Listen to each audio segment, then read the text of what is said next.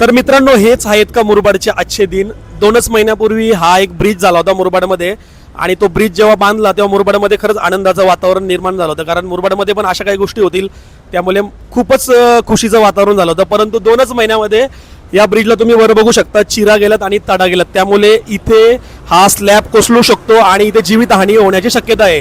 म्हणून आपण हा व्हिडिओ बनवत आहोत.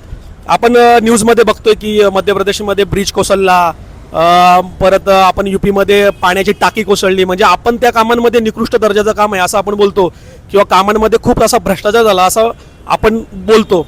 हीच परिस्थिती मुरबाडमध्ये नवीन असलेल्या ब्रिजवर तुम्ही बघू शकता. आणि मला असं वाटतं या ब्रिजवरची वाहतूक सुद्धा थांबवलेली आहे असं मला असं इथले लोक सुद्धा बोलले, आणि वर बॅरिगेट्स टाकलेले आहेत. म्हणजे 2 महिन्यामध्ये ही परिस्थिती निर्माण झाली आहे. इथे जीवितहानी होण्याची शक्यता आहे. त्यामुळे जास्तीत जास्त हा व्हिडिओ शेअर करा आणि प्रशासनाला या गोष्टीचं गांभीर्य ओळखायला आपण भाग पाडलं पाहिजे. आणि इथे खाली काय टाकलं, कशामुळे टाकलं काय माहीत नाही आहे, पण ही गोष्ट खरंच खूप सिरियस लेवलची आहे. त्यामुळे हा व्हिडिओ जास्तीत जास्त तुम्ही शेअर करा. तुम्ही व्हिडिओमध्ये बघितले असतील, तडा खूप बेकार लेवलचा गेला आणि तो थोडा वाकलेला पण दिसतोय.